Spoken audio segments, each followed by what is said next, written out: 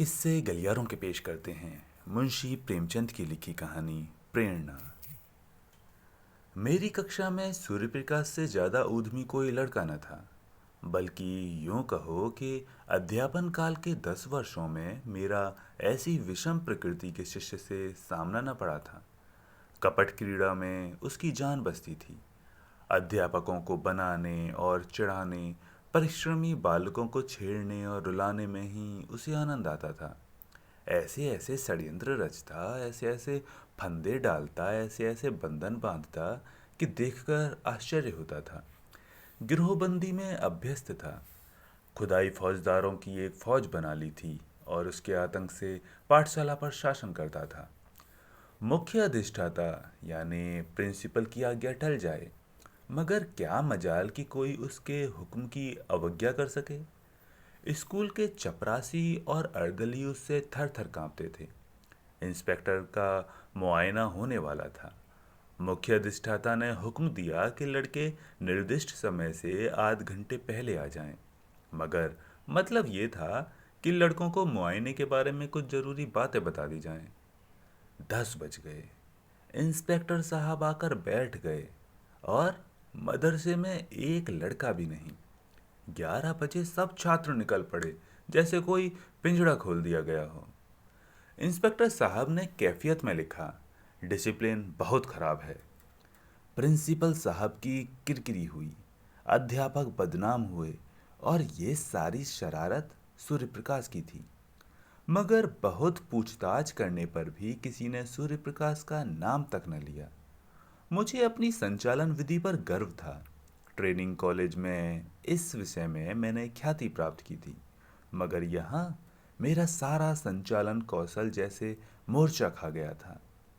कुछ अक्ल ही काम न करती थी कि शैतान को कैसे सन्मार्ग पर लाएं। कई बार अध्यापकों की बैठक हुई, पर यह गिरह न खुली। नई शिक्षा विधि के अनुसार मैं दंड नीति का पक्षपाती न था, मगर यहाँ हम इस नीति से केवल इसलिए विरक्त थे कि कहीं उपचार से रोग असाध्य न हो जाए। सूर्यप्रकाश को स्कूल से निकाल देने का प्रस्ताव भी किया गया, पर इसे अपनी अयोग्यता का प्रमाण समझकर हम इस नीति का व्यवहार करने का साहस न कर सके। 20-22 अनुभवी और शिक्षा शास्त्र से आचार्य एक 12-13 साल के उद्दंड बालक को सुधार न सकें, यह विचार निराशाजनक था। यूं तो सारा स्कूल उससे त्राही त्राही करता था, मगर सबसे ज्यादा संकट में मैं था, क्योंकि वो मेरी कक्षा का छात्र था और उसकी शरारतों का कुफल मुझे भोगना पड़ता था। मैं स्कूल आता तो हरदम यही खटका लगा रहता था कि देखें आज क्या विपत्ति आती है। एक दिन मैंने अपनी मेज की दराज खोली तो उसमें से एक बड़ा सा मेंढक निकला। मैं चौंक कर पीछे हटा तो क्लास में शोर मच गया। उसकी ओर सरोस नेत्रों से देख कर रह गया। सारा घंटा उपदेश में बीत गया और वो पट्टा सिर झुकाए नीचे मुस्कुरा रहा था। मुझे आश्चर्य होता था कि ये नीचे की कक्षाओं में कैसे पास हुआ। एक दिन मैंने गुस्से से कहा, तुम इस कक्षा से उम्र भर नहीं पास हो सकते। सूर्य प्रकाश ने अविचलित भाव से कहा, आप मेरे पास होने की चिंता ना करें, मैं हमेशा पास हुआ हूं और अब की भी हूंगा। असंभव असंभव संभव हो जाएगा। मैं आश्चर्य से उसका मुंह देखने लगा। जहीन से जहीन लड़का भी अपनी सफलता का दावा इतने निर्विवाद रूप से न कर सकता था। मैंने सोचा वो प्रश्न पत्र उड़ा लेता होगा। मैंने प्रतिज्ञा की, अब की इसकी एक चाल भी न चलने दूंगा। देखूं कितने दिन इस कक्षा में पड़े रहता है, आप घबरा कर निकल जाएगा। वार्षिक परीक्षा के अवसर पर मैंने असाधारण देखभाल से काम लिया, मगर जब सूर्यप्रकाश का उत्तर पत्र देखा तो मेरे विस्मय की सीमा न रही। मेरे 2 पर्चे थे, दोनों ही में उसके नंबर कक्षा में सबसे अधिक थे। मुझे खूब मालूम था कि वो मेरे किसी पर्चे का कोई प्रश्न भी हल नहीं कर सकता। मैं इसे सिद्ध कर सकता था, मगर उसके उत्तर पत्र का क्या करता। लिपि में इतना भेद न था जो कोई संदेह उत्पन्न कर सकता। मैंने प्रिंसिपल से कहा, तो वो भी चकरा गए, मगर उन्हें भी जानबूझकर मक्खी निकलनी पड़ी। मैं कदाचित स्वभाव ही से निराशावादी हूँ। अन्य अध्यापकों को मैं सूर्य प्रकाश के विषय में जरा भी चिंतित न पाता था। मानो ऐसे लड़कों का स्कूल में आना कोई नई बात नहीं। मगर मेरे लिए वो एक विकट रहस्य था। अगर यही ढंग रहे तो एक दिन या तो वो जेल में होगा या पागलखाने में। उसी साल मेरा तबादला हो गया। यद्यपि यहाँ की जलवायु मेरे अनुकूल थी, प्रिंसिपल और अन्य अध्यापकों से मैत्री हो गई थी। मैं अपने तबादले से खुश हुआ, क्योंकि सूर्य प्रकाश मेरे मार्ग का कांटा न रहेगा। लड़कों ने मुझे विदाई की दावत दी और सब के सब स्टेशन तक पहुंचाने आए। उस वक्त सभी लड़के आंखों में आंसू भरे हुए थे। मैं भी अपने आंसुओं को न रोक सका। सहसा मेरी निगाह सूर्य प्रकाश पर पड़ी, जो सबसे पीछे लज्जित खड़ा था। मुझे ऐसा मालूम हुआ कि उसकी आंखें भी भीगी थीं। मेरा जी बार बार चाहता था कि चलते चलते उससे दो चार बातें कर लूं। शायद वो भी मुझसे कुछ कहना चाहता था, मगर न मैंने पहले बात की न उसने। हालांकि मुझे बहुत दिनों तक इसका खेद रहा। उसकी झिझक तो क्षमा के योग्य थी, पर मेरा अवरोध अक्षम्य था।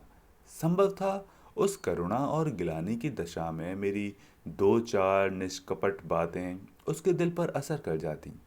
मगर इन्हीं खोए हुए अवसरों का नाम तो जीवन है। गाड़ी मंद गति से चली। लड़के कई कदम तक उसके साथ दौड़े।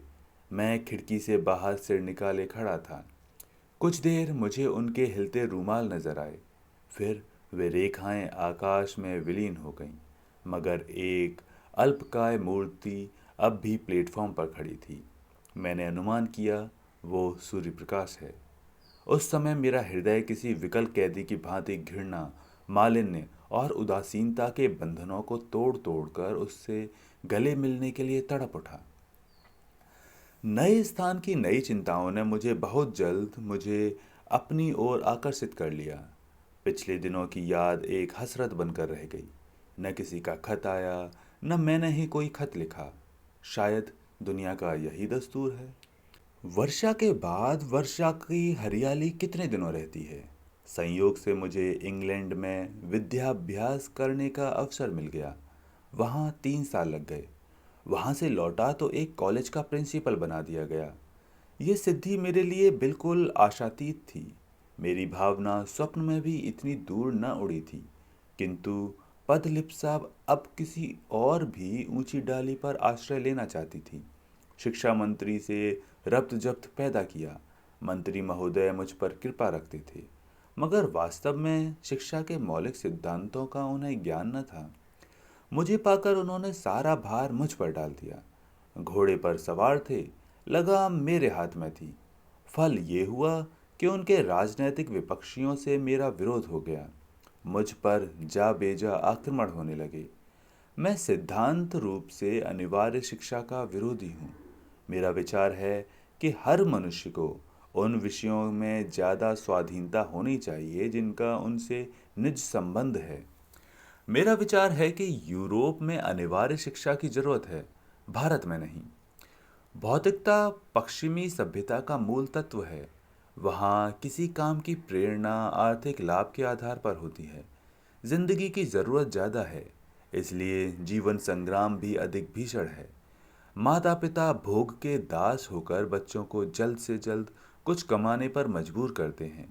इसकी जगह कि ये मद का त्याग करके एक शिलिंग रोज बचत कर लें, वे अपने कमसिन बच्चों के 1 शिलिंग की मजदूरी करने के लिए दबाएंगे।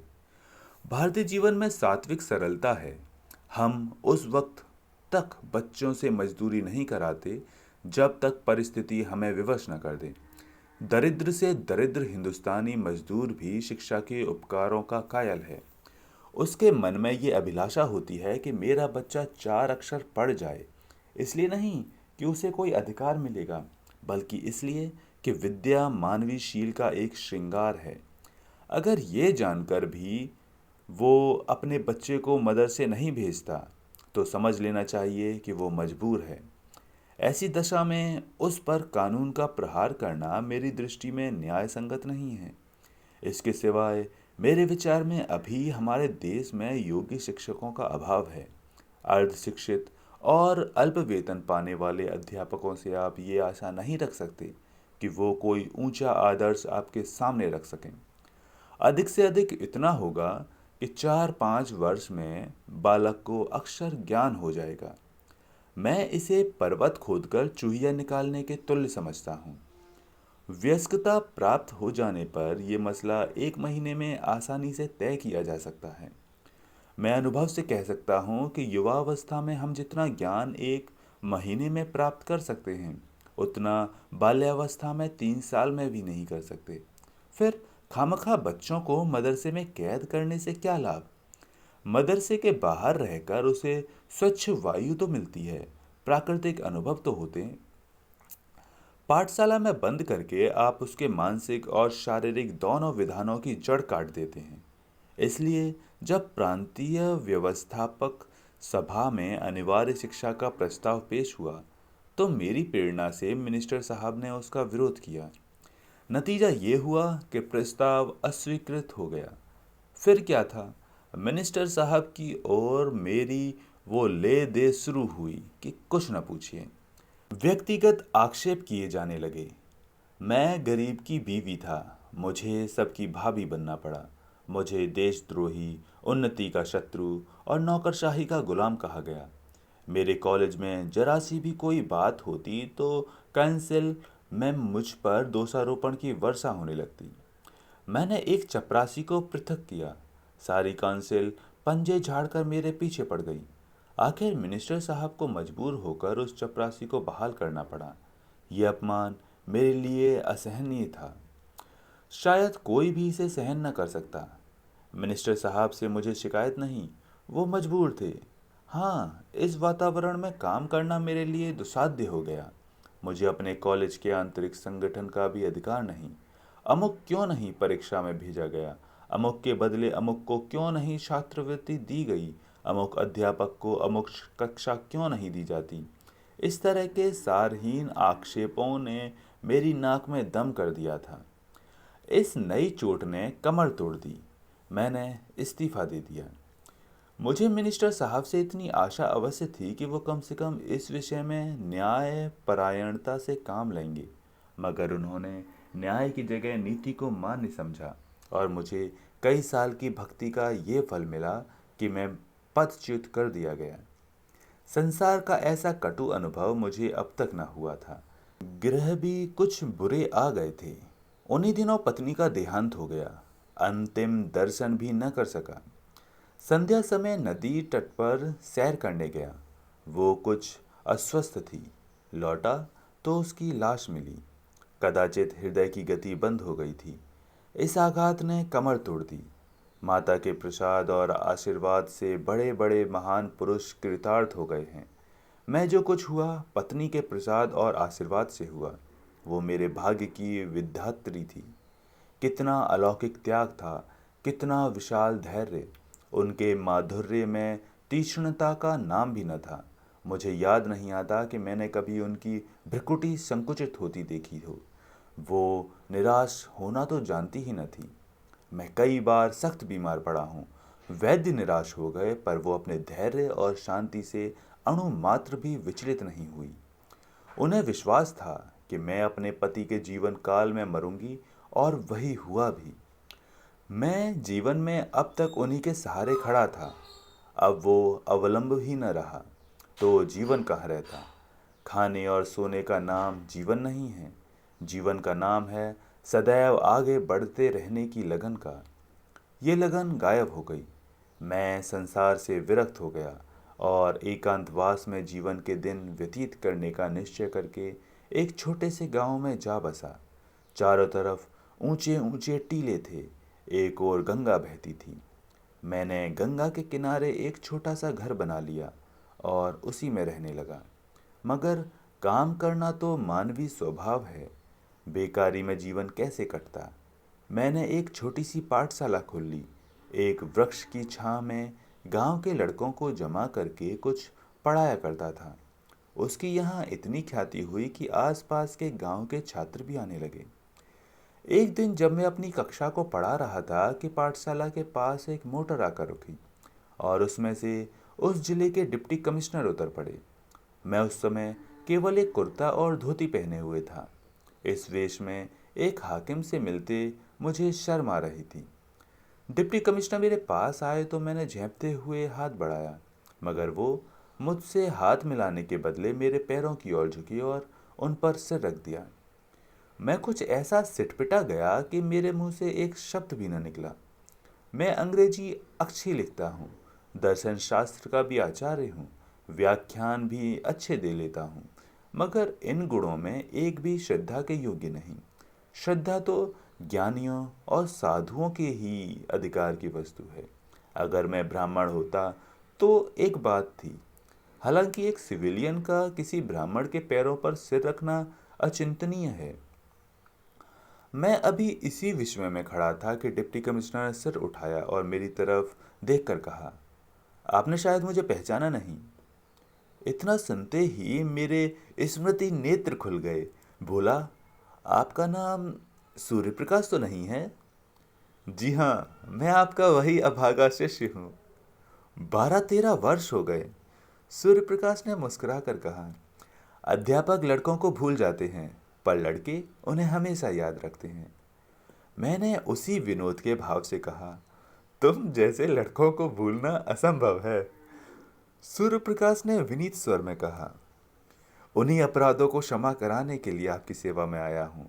मैं सदैव आपकी खबर लेता रहता था। जब आप इंग्लैंड गए तो मैंने आपके लिए बधाई का पत्र लिखा, पर उसे भेज न सका। जब आप प्रिंसिपल हुए मैं इंग्लैंड जाने को तैयार था। वहाँ मैं पत्रिकाओं में आपके लेख पढ़ता रहता था। जब लौटा तो मालूम हुआ कि आपने इस्तीफा दे दिया और किसी देहात में चले गए हैं। इस जिले में आए हुए मुझे 1 वर्ष से अधिक हुआ, पर इसका जरा भी अनुमान न था कि आप यहाँ एकांत सेवन कर रहे हैं। इस उजाड़ गांव में आपका जी कैसे लगता है? इतनी ही अवस्था में आपने वानप्रस्थ ले लिया। मैं नहीं कह सकता कि सूर्य प्रकाश की उन्नति देखकर मुझे कितना आश्चर्य हुआ। अगर वो मेरा पुत्र होता तो भी इससे अधिक आनंद न होता। मैं उसे अपने झोपड़े में लाया और अपनी राम कहानी कह सुनाई। सूर्य प्रकाश ने कहा, तो ये कहिए कि आप अपने ही भाई के विश्वासघात के शिकार हुए। मेरा अनुभव तो अभी बहुत कम है, मगर इतने दिनों में मुझे मालूम हो गया है कि हम लोग अभी अपनी जिम्मेदारियों को पूरा करना नहीं जानते। मिनिस्टर से भेंट हुई तो पूछूंगा कि यही आपकी धर्म है। मैंने जवाब दिया, भाई, उनका दोष नहीं। संभव है इस दशा में मैं भी वही करता जो उन्होंने किया। मुझे अपनी स्वार्थ लिप्सा की सजा मिल गई और उसके लिए मैं उनका ऋणी हूँ। बनावट नहीं, सत्य कहता हूँ कि यहाँ मुझे जो शांति है वो और कहीं नहीं। एक एकांत जीवन में कुछ जीवन के तत्वों का वो ज्ञान हुआ जो संपत्ति और अधिकार की दौड़ में किसी तरह का संभव न था। इतिहास और भूगोल के पोथे चाटकर और यूरोप के विद्यालयों की शरण में जाकर भी मैं अपनी ममता को न मिटा सका, बल्कि ये रोग दिन ब दिन और भी असाध्य होता जाता था।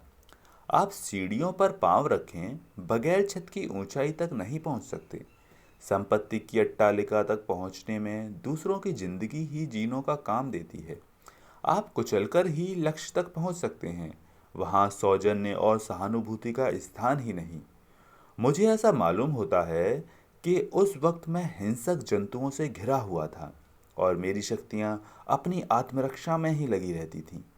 यहाँ मैं अपने चारों ओर संतोष और सरलता देखता हूँ। मेरे पास जो लोग आते हैं कोई स्वार्थ लेकर नहीं आते और न मेरी सेवाओं से प्रशंसा या गौरव की लालसा है। ये कहकर मैंने सूर्यप्रकाश के चेहरे की ओर गौर से देखा। कपट मुस्कान की जगह गिलानी का रंग था। शायद ये दिखाने आया था कि आप जिसकी तरफ से इतने निराश हो गए थे वो अब इस पद को सुशोभित कर रहा है। वो मुझसे अपने सदुपयोग का बखान कराना चाहता था। मुझे अब अपनी भूल मालूम हुई। एक संपन्न आदमी के सामने समृद्धि की निंदा उचित नहीं।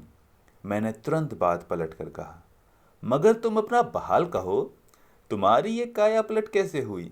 तुम्हारी शरारतों की याद करता हूं तो अब भी रोए खड़े हो जाते हैं। किसी देवता के वरदान के सिवा और तो कहीं न विभूति प्राप्त हो सकती थी।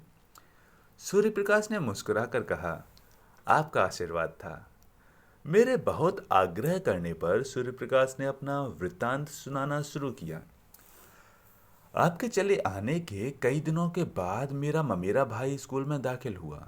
उसकी उम्र 8-9 साल से ज़्यादा न थी। प्रिंसिपल साहब उसे हॉस्टल में न लेते थे और न मामा साहब उसके ठहरने का प्रबंध कर सकते थे। उन्हें इस संकट में देखकर मैंने प्रिंसिपल साहब से कहा, उसे मेरे कमरे में ठहरा दीजिए। प्रिंसिपल साहब ने इसे नियम विरुद्ध बतलाया।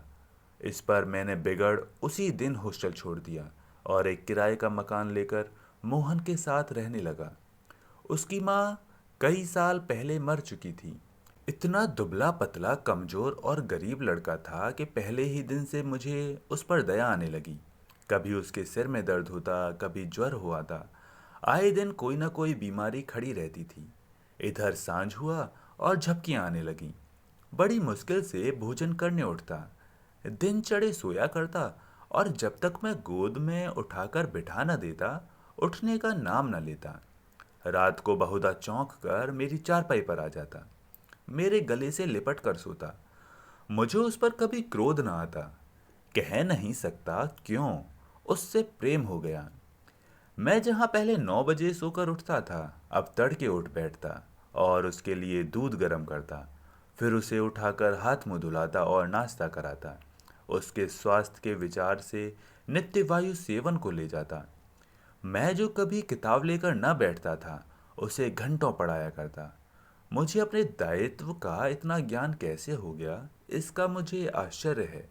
उसे कोई शिकायत हो जाती तो मेरे प्राण नखों में समा जाते। डॉक्टर के पास दौड़ता, दवाएं लाता और मोहन की खुशामद करके दवा पिलाता। सदैव ये चिंता लगी रहती थी कि कोई बात उसकी इच्छा के विरुद्ध न जाए।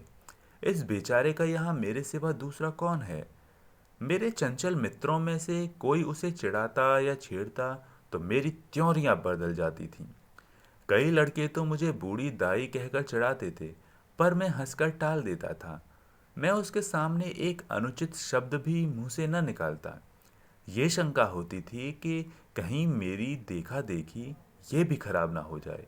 मैं उसके सामने इस तरह रहना चाहता था कि वो मुझे अपना आदर्श समझे, और इसके लिए ये मानी हुई बात थी कि मैं अपना चरित्र सुधारूं।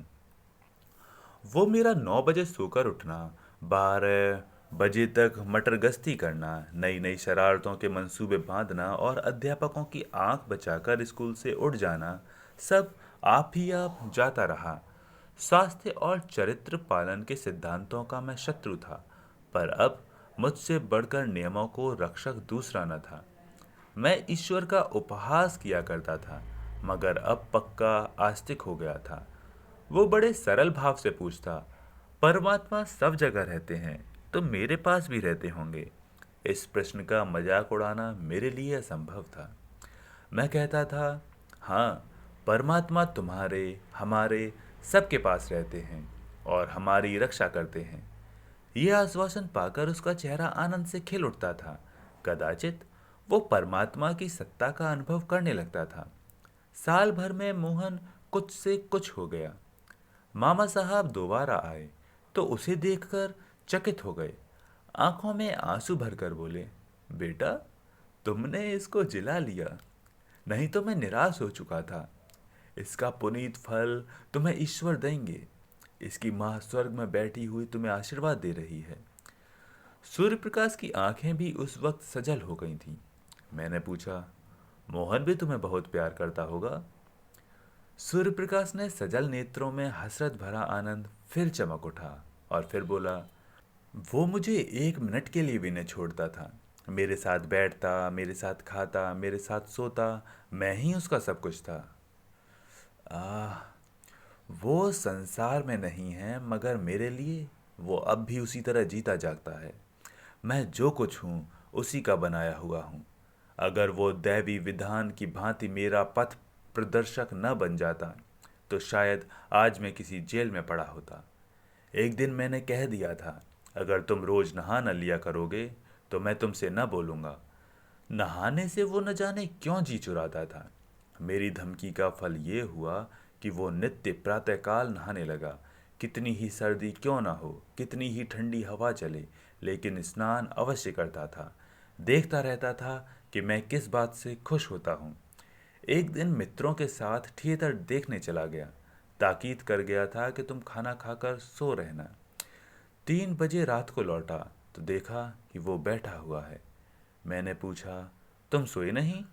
उसने कहा, नींद नहीं आई। उस दिन से मैंने थिएटर जाने का नाम ना लिया।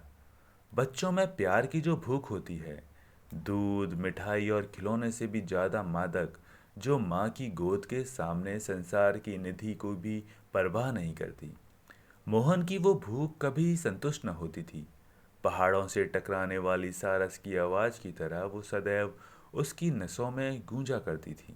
जैसे भूमि पर फैली हुई लता कोई सहारा पाते ही उससे लिपट जाती है, वही हाल मोहन का था। वो मुझसे ऐसा लिपट गया था कि पृथक किया जाता तो उसकी कोमल बेल के टुकड़े टुकड़े हो जाते। वो मेरे साथ 3 साल रहा और तब मेरे जीवन में प्रकाश की एक रेखा डालकर अंधकार में विलीन हो गया। उस जीर्ण काया में कैसे कैसे अरमान भरे हुए थे। कदाचित ईश्वर ने मेरे जीवन में एक अविलंब की सृष्टि के लिए उसे भेजा था। उद्देश्य पूरा हो गया तो वो क्यों रहता। गर्मियों की तातील थी। 2 तातीलों में मोहन मेरे साथ ही रहा था। मामा जी के आग्रह करने पर भी घर न आया। अब की कॉलेज के छात्रों ने कश्मीर यात्रा करने का निश्चय किया और मुझे उसका अध्यक्ष बनाया। कश्मीर यात्रा की अभिलाषा मुझे चिरकाल से थी। इसी अवसर को गनीमत समझा। मोहन को मामा जी के पास भेजकर मैं कश्मीर चला गया। 2 महीने बाद लौटा तो मालूम हुआ मोहन बीमार है। कश्मीर में मुझे बार बार मोहन की याद आती थी और जी चाहता था कि लौट जाऊं। मुझे उस पर इतना प्रेम है, इसका आनंद मुझे कश्मीर जाकर हुआ। लेकिन मित्रों ने पीछा न छोड़ा। उसकी बीमारी की खबर पाते ही मैं अधीर हो उठा और दूसरे ही दिन उसके पास जा पहुंचा। मुझे देखते ही उसके पीले और सूखे चेहरे पर आनंद की स्फूर्ति झलक पड़ी। मैं दौड़कर उसके गले से लिपट गया। उसकी आंखों में वो दूरदृष्टि और चेहरे पर वो अलौकिक आभा थी जो मंडराती हुई मृत्यु की सूचना देती थी। मैंने आवेश से कांपते हुए स्वर में पूछा, ये तुम्हारी क्या दशा है मोहन? 2 महीनों में ये नौबत आ पहुंची है। मोहन ने सरल मुस्कान के साथ कहा, आप कश्मीर की सैर करने गए थे, मैं आकाश की सैर करने जा रहा हूँ। मगर ये दुख की कहानी कहकर मैं रोना और रुलाना नहीं चाहता। मेरे चले जाने के बाद मोहन इतने परिश्रम से पढ़ने लगा मानो तपस्या कर रहा हो।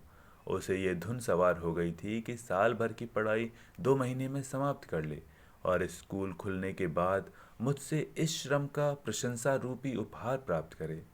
मैं किस तरह उसकी पीठ ठोकूंगा, शाबाशी दूंगा, अपने मित्रों से बखान करूंगा। इन भावनाओं ने अपने सारे बालोचित उत्साह और तल्लीनता से उसे वशीभूत कर लिया। मामा जी को दफ्तर के कामों से इतना अवकाश कहाँ कि उसके मनोरंजन का ख्याल रखें। शायद उसे प्रतिदिन कुछ न कुछ देखकर वो दिल में दिल खुश होते थे। उसे खेलते देखकर वो जरूर डांटते, पढ़ते देखकर भला क्या कहते। फल ये हुआ कि मोहन को हल्का हल्का ज्वर आने लगा, किंतु उस दशा में भी उसने पढ़ना नहीं छोड़ा। कुछ और व्यतिक्रम हुए, ज्वर का प्रकोप और बढ़ा, पर उस दशा में भी ज्वर कुछ हल्का हो जाता तो किताबें देखने लगता था। उसके प्राण मुझ में ही बने रहते थे। ज्वर की दशा में भी नौकरों से पूछता, भैया का पत्र आया, वो कब आएंगे? इसके सिवा और कोई दूसरी अभिलाषा न थी। अगर मुझे मालूम होता कि मेरी कश्मीर यात्रा इतना महंगा पड़ेगी तो उधर जाने का नाम भी न लेता। उसे बचाने के लिए मुझसे जो कुछ हो सकता था वो मैंने किया, किंतु बुखार टाइफाइड था, उसकी जान लेकर ही उतरा। उसके जीवन के स्वप्न मेरे लिए किसी ऋषि के आशीर्वाद बनकर मुझे प्रोत्साहित करने लगे और उसी का शुभ फल है कि आज आप मुझे इस दशा में देख रहे हैं। मोहन की बाल अभिलाषाओं को प्रत्यक्ष रूप में लाकर मुझे ये संतोष होता है कि शायद उसकी पवित्र आत्मा मुझे देखकर प्रसन्न होती हो। यही प्रेरणा थी कि जिसने कठिन से कठिन परीक्षाओं में भी मेरा बेड़ा पार लगाया। नहीं तो मैं आज भी वही मंदबुद्धि सूर्य प्रकाश हूँ जिसकी सूरत से आप चिढ़ते थे। उस दिन से मैं कई बार सूर्य प्रकाश से मिल चुका हूँ। वो जब इस तरफ आ जाता है तो बिना मुझसे मिले नहीं जाता। मोहन को वो अपना इष्ट देव समझता है। मानव प्रकृति का ये एक ऐसा रहस्य है जिसे मैं आज तक नहीं समझ सका। तो दोस्तों, ये थी कहानी प्रेरणा, लेखक मुंशी प्रेमचंद। उम्मीद है आपको ये कहानी पसंद आई होगी। अगर कहानी पसंद आई है तो वीडियो को लाइक करें, चैनल को सब्सक्राइब करें और बेल आइकन को दबाना ना भूलें। कमेंट में अपने सुझाव देंगे तो बहुत कृपा होगी। मिलते हैं किसी और दिन किसी नई कहानी के साथ। तब तक के लिए नमस्कार।